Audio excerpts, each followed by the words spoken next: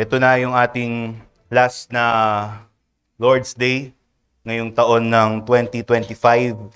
At naaalala mo pa ba noong simula nung bagong taon ay may pangako ka sa sarili mo? Or yung uso sa mga tao, nangangako sila sa kanilang sarili, yung sinasabi nila na akin ang taong to. Napatunayan mo ba na ngayong patapos na ang 2025 ay iyo pa rin ang taong to? This will be your year. Ito yung common na declaration ng mga tao tuwing sasapit yung bagong taon. Ang karamihan pa nga ay gumagawa ng kanilang mga resolutions. Yung mga pangako nila sa kanilang sarili na gagawin nila kasi hindi nila nagawa nung nakaraang taon. Alam niyo, biyaya ng Diyos na tayo ay may kakayahan na magkaroon ng reflections. We are a reflective being. We are made to reflect on things. We can desire at we can make plans patungkol sa ating hinaharap. Sa pagsapit ng bagong taon, may kaakibat ito sa atin na bagong mga alalahanin. Mga bagong pagpaplano sa hinaharap at bagong mga kasabikan. Mga bagong pagkakataon, higit sa lahat, na mamalas natin yung kabutihan ng Diyos sa ating buhay pagsamba. Ay ganito yung makikita natin sa ating tekstong binasa para sa ating sermon, sa ating umagang panambahan sa libro ng Proverbs. Kilala yung libro ng Proverbs bilang koleksyon ng mga kawikaan ni Haring Solomon. Ito yung sinasabi nila na wisdom literature. Mga maikling pangungusap na naglalaman ng mga malalim na katotohanan patungkol sa buhay. Lalo na, ito ay isinulat ng isang hari na may tipanan sa Diyos. Ito ay patungkol sa buhay ng isang mananampalataya. Prominente dito sa Proverbs yung tema ng isang ama na nagbibigay ng payong karunungan sa kanyang anak.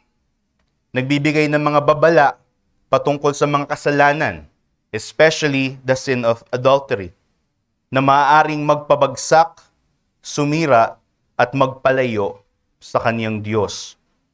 Here in Proverbs 16, 1-9, sa ating binasa, this is a text focusing on the sovereignty of God. Yung pagiging soberano ng Diyos sa mga kapalaran ng tao sa kanilang buhay, sa mga nararanasan nila, sa kanilang paglakad sa buhay. Higit sa lahat ay sa kanilang pananampalataya. Tinuturo ni Solomon na yung mga plano ng puso ng tao ay ayon sa kanyang desisyon. Yung tao ay may malaya ang pagdidesisyon na gumawa ng kanyang mga plano. Ngunit yung Diyos ang nagpapasya ng tugon sa kanilang mga plano. Ang Diyos ang tunay na nakakaalam ng katotohanan at kadalisayan ng hangarin ng desisyon ng isang tao from verse 1-2. At dahil dito, marapat na sa Kanya natin ipagkatiwala yung ating mga plano. Verse 3. Itinuturo nito na tanging ang Diyos ang makapangyarihan na nagpapasya sa kahihinatnan ng ating mga desisyon o ating mga plano. Ito man ay mabuti o masama. Siya ang humahatol sa mga bagay na kanyang kinasusuklaman. At ang Diyos rin ang gumagantimpala sa mga bagay na kanyang kinalulugdan. Ngayon na tayo, brethren, kasama ng aming mga bisita, ay dadako sa panibagong taon. Lalong-lalo na sa aking mga kapatid, bilang tayo ay tumanggap ng biyaya, inaanyayahan tayo ng teksto na magkaroon ng sariwang pananaw sa mga katotohanan na ito. Sa katotohanan na soberano ang Diyos sa ating buhay, pananampalataya. And this leads us to our message. It is man's responsibility to make plans, but one must humbly submit it to God's sovereign direction. It is man's responsibility to make plans, but one must humbly submit it to God's sovereign direction. Ang responsibilidad ng tao na magplano. Nasa tao ang pagpaplano. ibinigay ng Diyos sa tao ang pagpaplano. Ngunit mapagkumbaba natin, dapat itong isuko sa soberanong pangunguna ng Diyos. Clear in Proverbs 16 verse 9 yung truths na kino-cover about una, merong tao na nagpaplano, at pangalawa, merong Diyos na tumutugon o nagtatakda ng kaniyang mga kahihinatnan. Ang Diyos ang binigyan ng karunungan na magplano at magdesisyon sa daan na kanyang gustong tahakin. Ngunit ang Diyos ang nagbibigay ng tugon sa lahat ng mga plano na ito. Who is responsible for planning? Sino ang responsable sa pagpaplano sa buhay? Tayo ba ay dapat na lang umasa sa salita ng Diyos na biglang lalabas sa langit, ito ang gawin mo? Sa paglikha sa atin ng Diyos, tayo ay binigyan ng karunungan na magdesisyon. Even in the Proverb of Solomon, he tells us that it is man's personal duty to make plans. It is our responsibility to make plans. It is your responsibility to make plans. And decide on the path that we want to take. Klaro dun sa verse 1 at dun sa verse 9 na ang sinasabing pinagmumulan ng plano ng mga tao ay saan? Ang kanilang mga puso.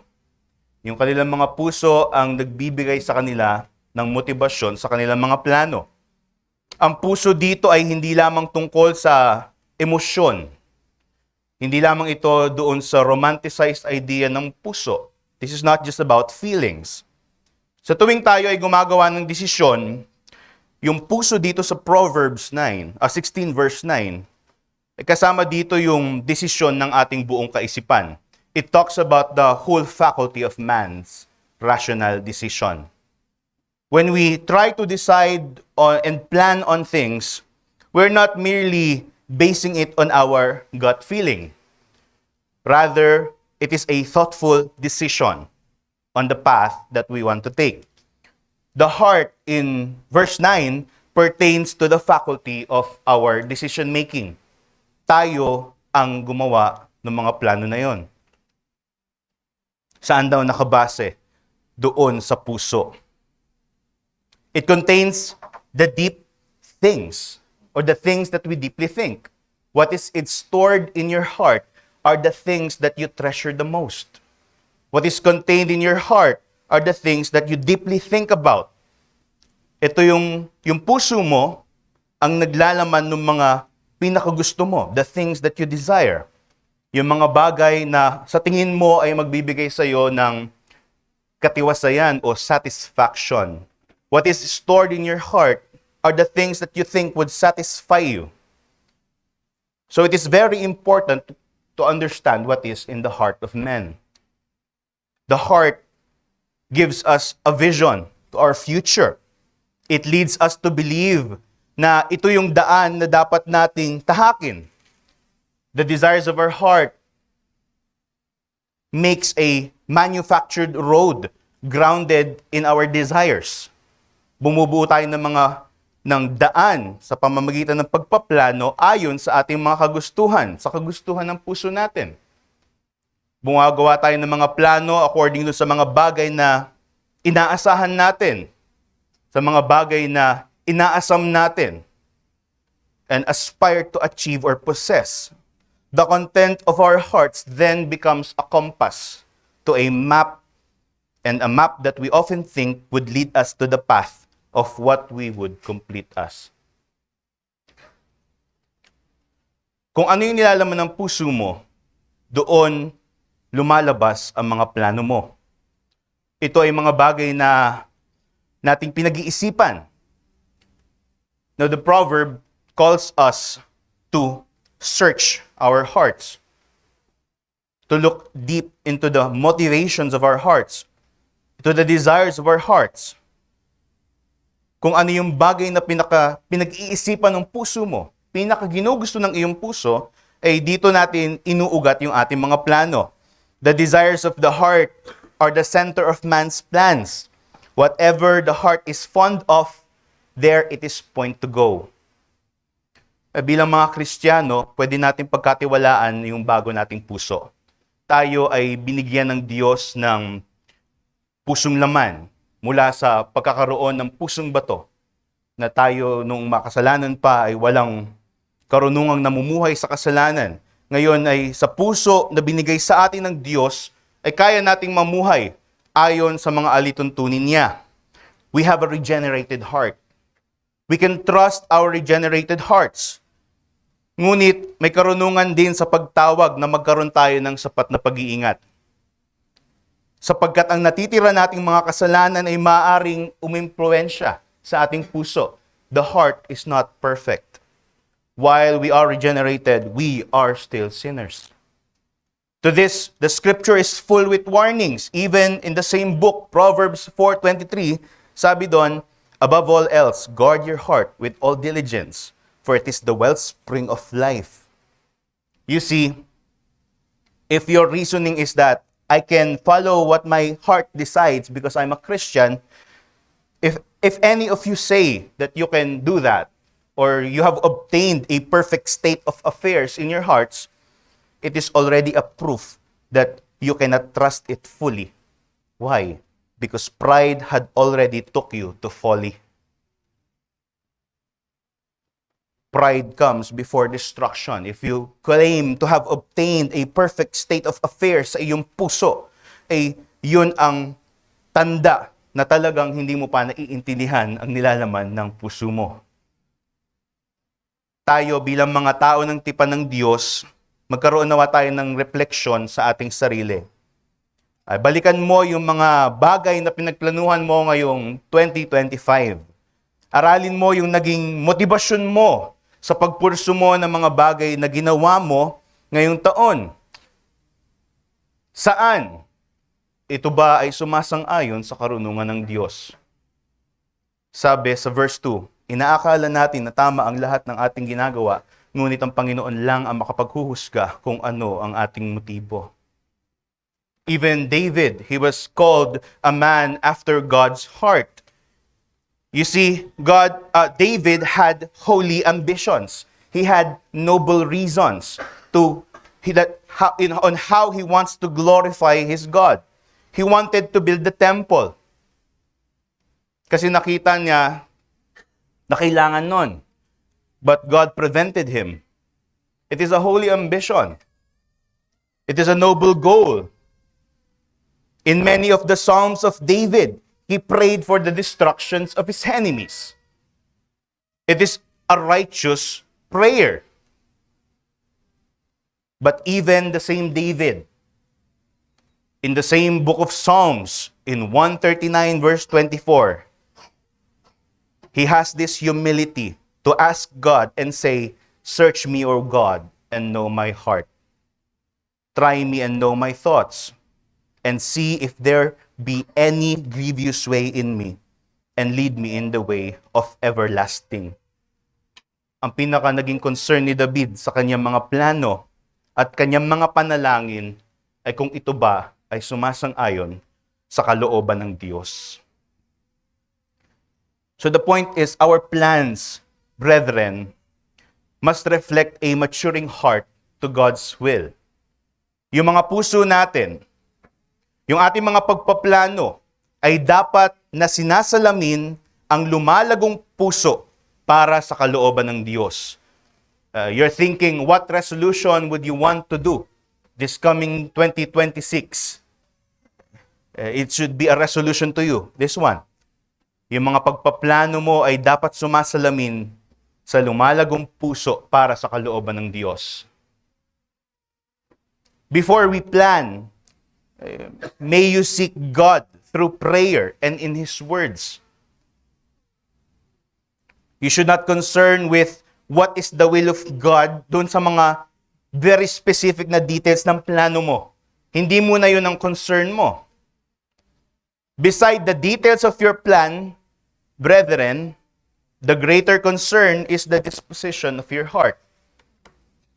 How do you see God's leading or will in the coming year? Your concern is not what shall you do yet, but it must be what is in your heart now. Look at the example of Jonah. Alam niyo ba itong si Jonah, familiar kayo sa storya ni Jonah? Siya ay inutusan ng Diyos na mangaral ng pagsisisi sa bansa ng Ninive. Pero ang ginawa niya ay pumunta siya sa Tarshish. Alam niyo, yung Tarshish ay mas malayo kaysa sa Ninive.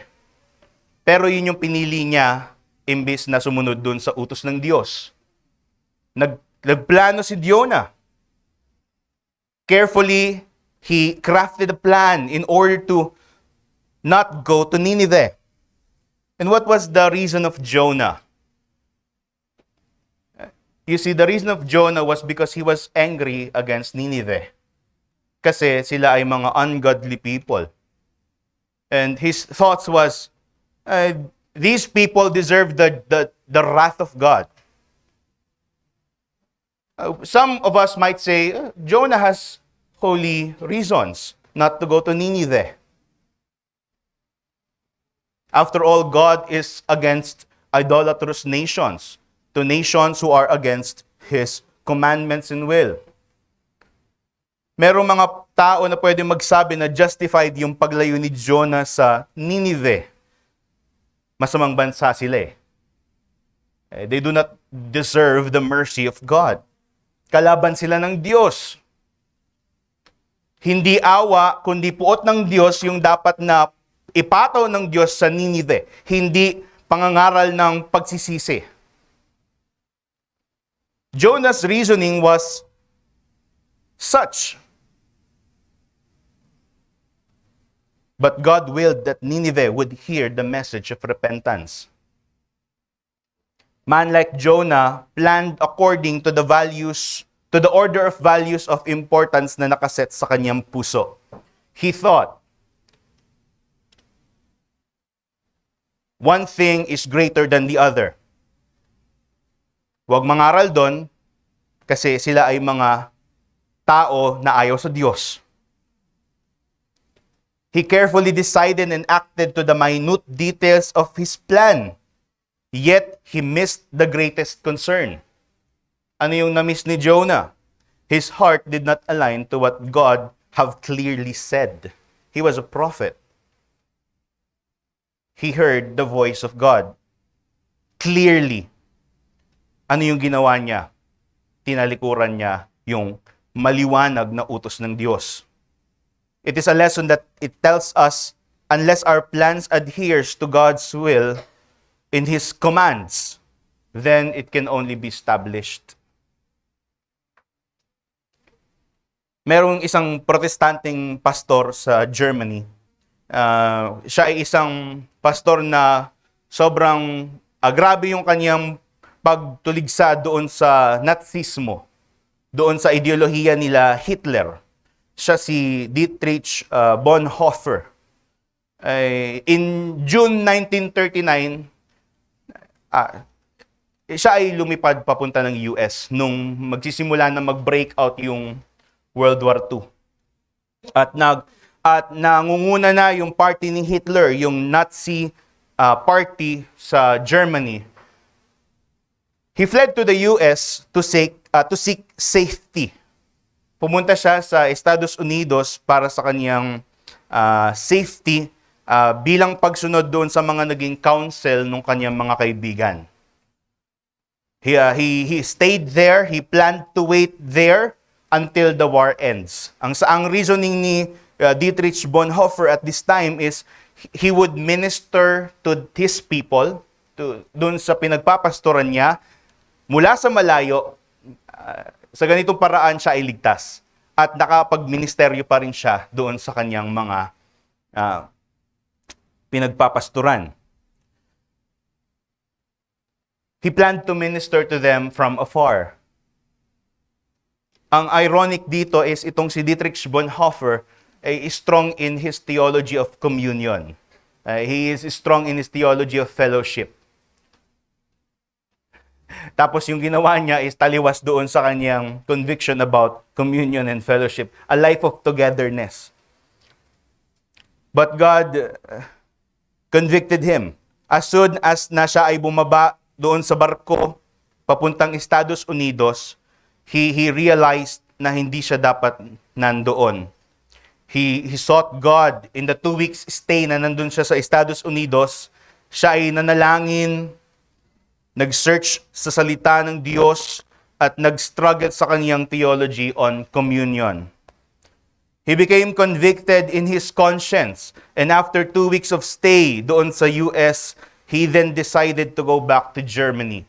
At ito yung sinabi niya, I have made a mistake in coming to America.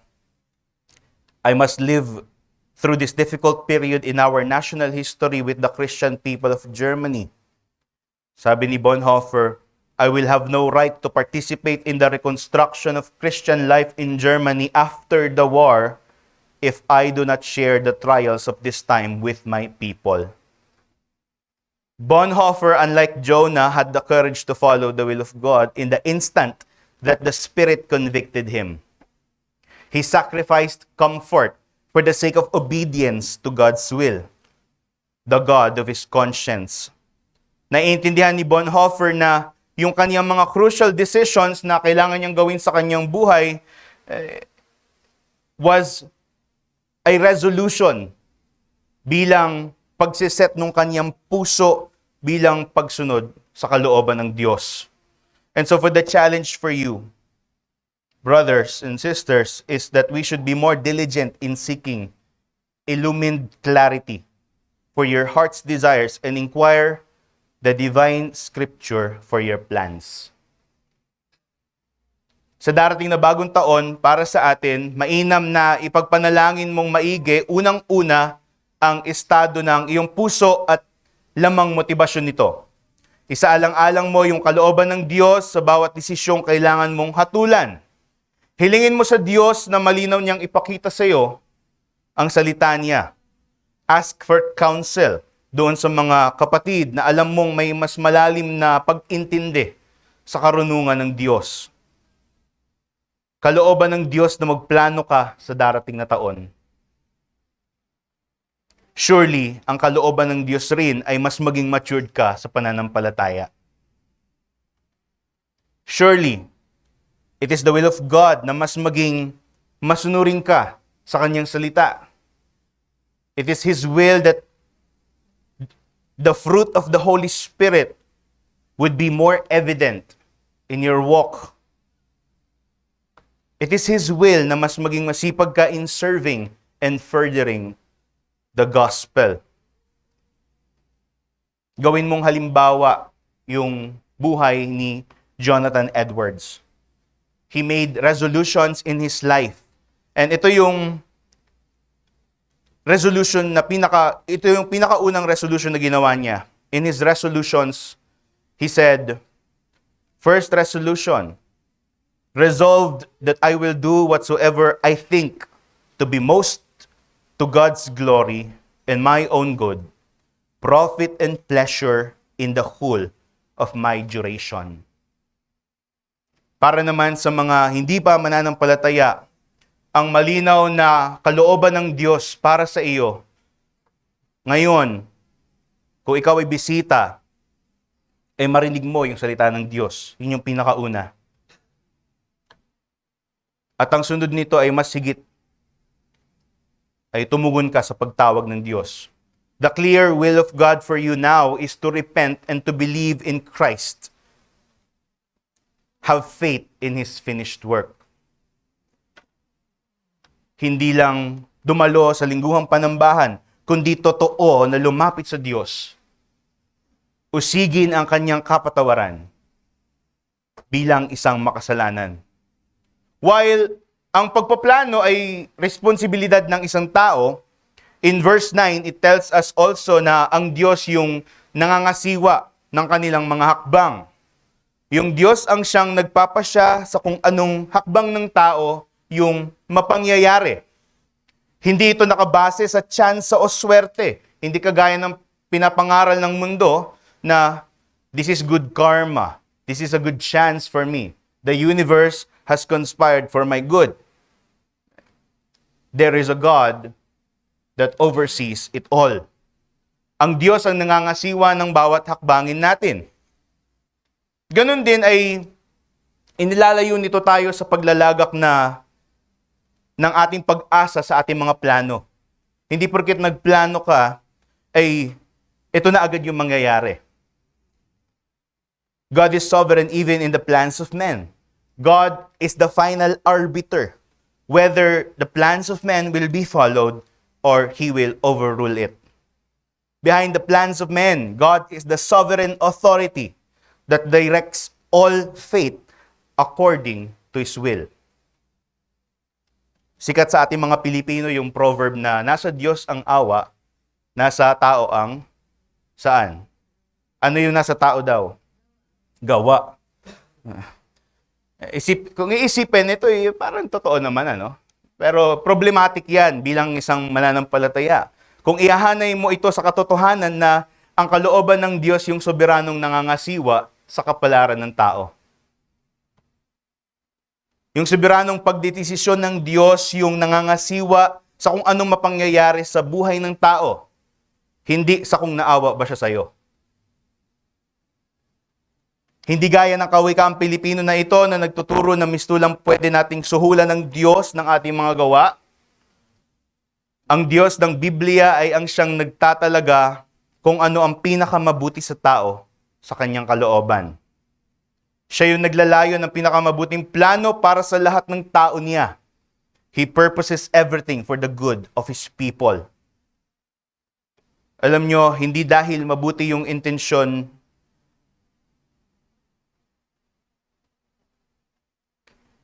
kaya ito kinakalob ng Diyos. Hindi porket mabuti yung intensyon mo sa iyong mga plano ay kakalubin ito agad ng Diyos.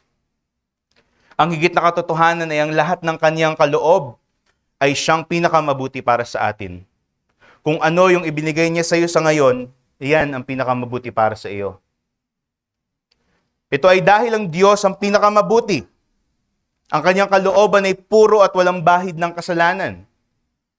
Walang anino ng kadiliman sa kanyang kalooban na maaaring magdulot sa kanya ng pagbabago. Bakit?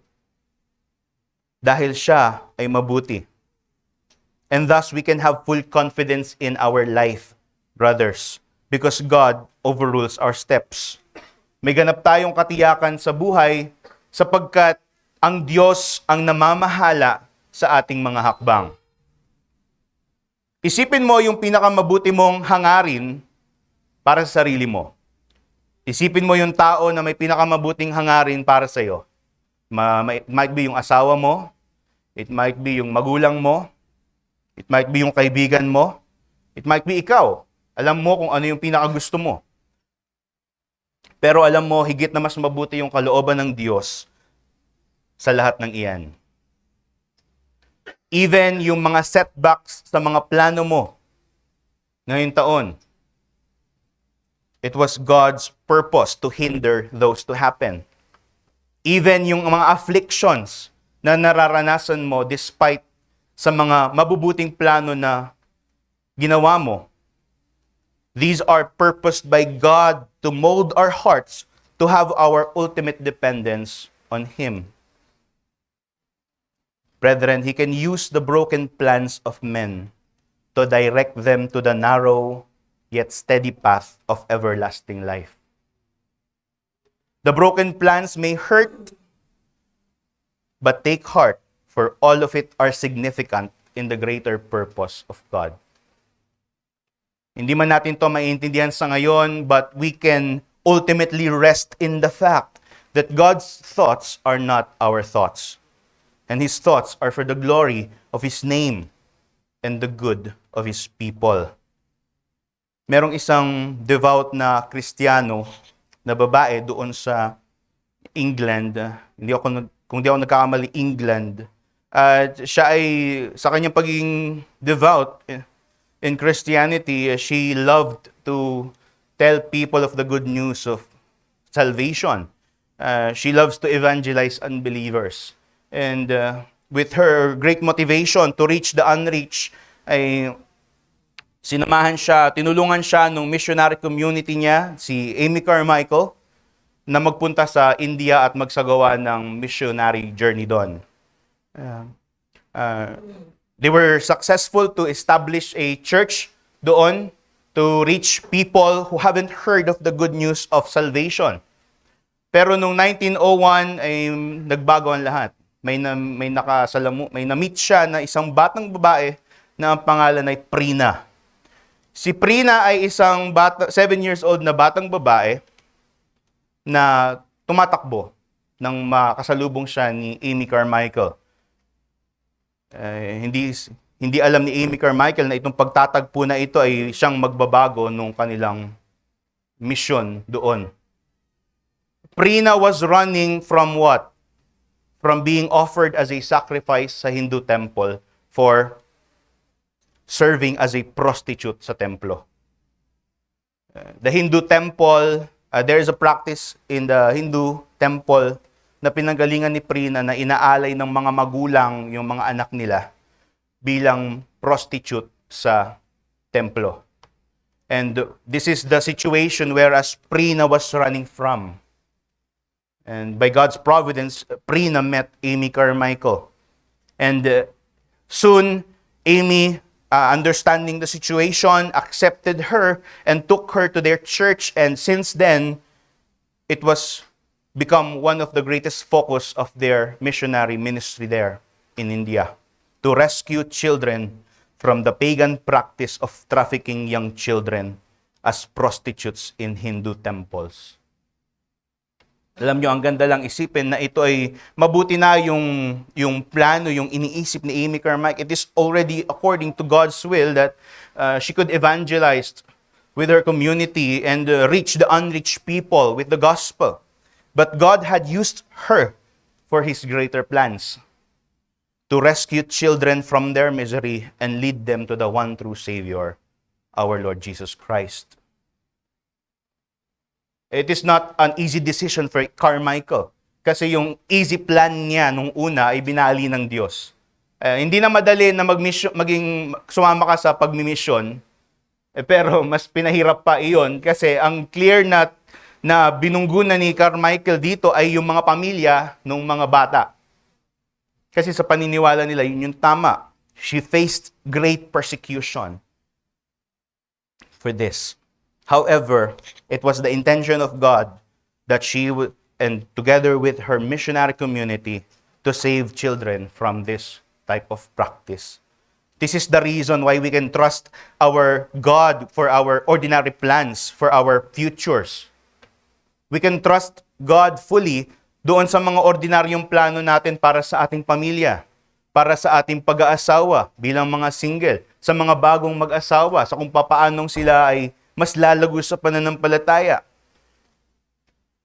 We can humbly commit our desires to God because God's desires for us are far better than we can ever conceive for ourselves. Hindi ba at kung ano pa yung pinakang dapat na concern ng ating mga plano, kung ating babalikan yung ating mga makasalanang sarili, ay yun pa yung wala sa ating isipan. Alam mo kung ano yung greatest concern ng tao? Na sila ay namumuhay ng makasalanan sa harapan ng Diyos. Tandaan, naaalala mo pa ba nung ikaw ay hindi pa mananampalataya, kung papaanong ang mga plano mo ay hindi nito nilalaman yung pinakamalaking concern sa iyong buhay? That is the salvation of your soul. You see, you never planned your salvation.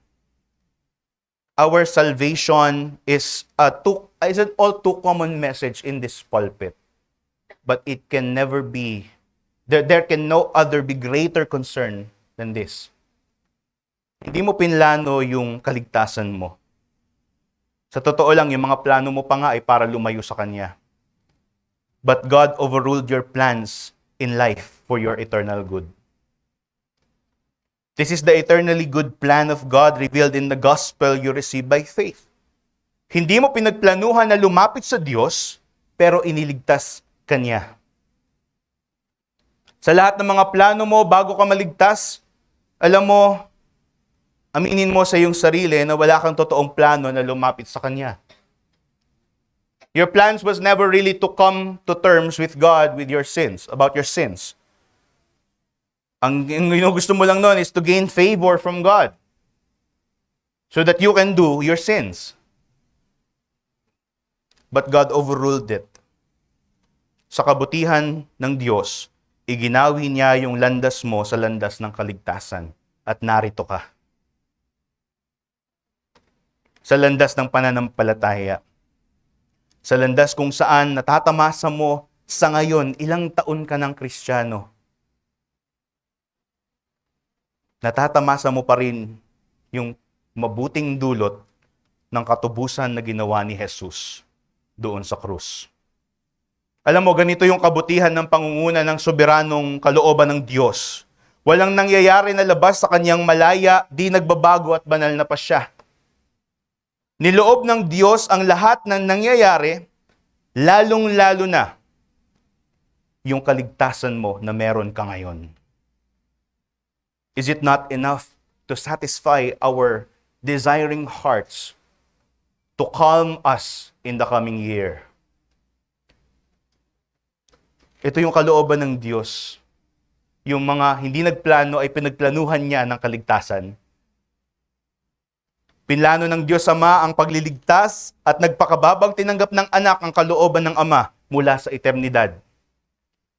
Isinakatuparan ng anak yung dibinong plano at nagkatawang tao, nagpakasakit siya sa krus at maluwalhati siyang nabuhay na muli upang ipamalas sa mundong makasalanan na ang kanilang kaligtasan ay ang dakilan niyang kalooban. Many years have passed, but it is still the greatest will of God for the salvation of your soul and to come to faith in Christ. You see, God is sovereign over the plans of men, and He is sovereign now. He establishes and hinders plans for what? For the greater purpose of salvation. Just look at the life of the Apostle Paul. He was a great persecutor of the church. He planned for the death of many Christians, but he was saved through the vision of Jesus. He never planned to come to terms with the God of those whom he persecute. Ang plano pa nga niya, patayin yung mga sumasamba doon. But God intervened and planned that he would be saved through the vision of Christ. Ano yung ginawa ng Diyos kay Apostle Paul? He then used Paul to write many of the New Testament epistles right now. Look at the life of Martin Luther, an Augustinian monk na minsang nagsabi na siya ay galit sa righteousness ng Diyos sapagkat ito daw ay masyadong mataas na standard. But then in his studies of the Word, God would illumine his mind to the free gift of righteousness. Sa pag-aaral ni Martin Luther doon sa righteousness na minsang kinamuhian niya, ay ito yung ginamit ng Diyos para maligtas siya. He was then used by God to mightily proclaim the free gift of righteousness by faith alone.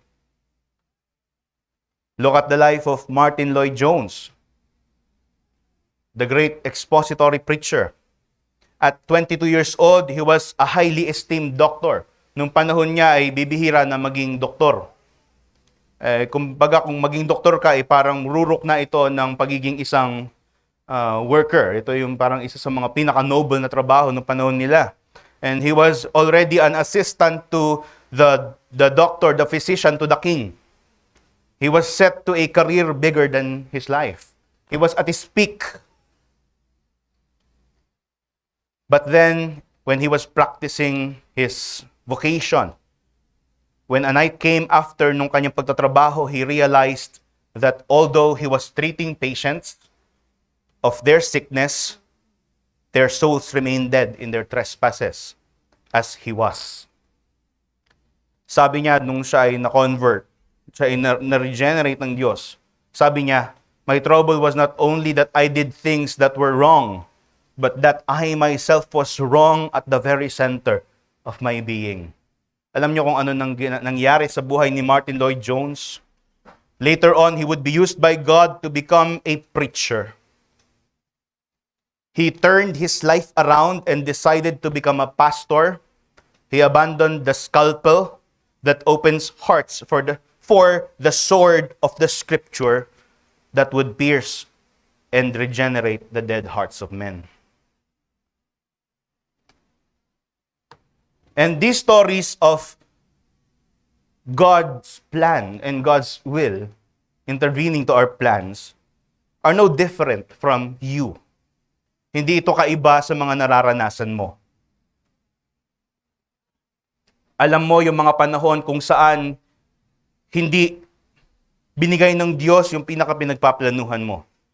But you understood then, afterwards, that kung ano yung binigay niya sa iyo ngayon, ay ito yung pinakamabuti.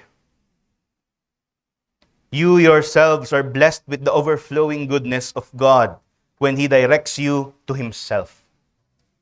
In all trials in your Christianity, there is one truth that is always said by the Christian. He gives this to lead me to Himself. God may hinder or establish our plans, but we can rest in the fact that He purposes it all for His glory and our good. And so for the challenge, take heart and do not frown. You may have had plans that were hindered by God, but God directs us to what is truly good for us. Brethren, the directions of God and His plans are unfailingly better than the best plans we could ever have. Maaring yung mga plano mo nung ngayong taon, this previous year of 2025 ay hindi na pangyayari, but God meant it for good. Maaari rin na not all of our plans may happen in the coming year. Hindi natin alam. Responsibilidad natin magplano, pero hindi natin alam kung mapangyayari ba talaga yung mga plano na to. But this is not a reason for us to be disheartened even. Rather, it is a reason for us to believe more that God knows and plans best. Tayo manalangin.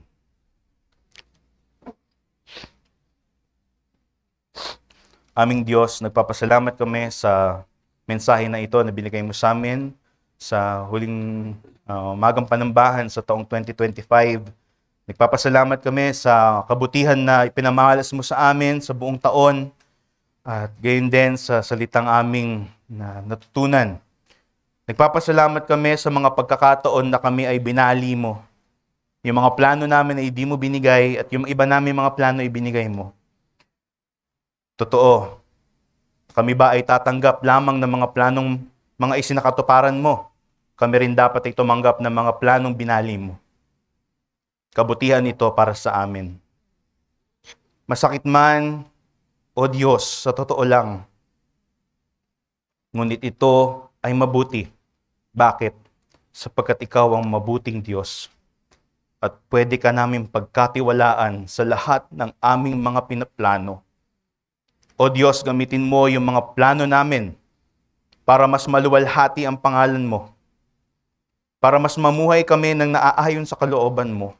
Hindi sa aming mga kagustuhan. Pag-ibayuhin mo, Panginoon, yung pagkiling ng aming mga binagong puso sa iyong salita. May it be our confession that we love your law more in the coming year. Help us to grow and to seek Christ even more, to set our hearts more to Christ. This is our prayer in the name of Jesus. Amen.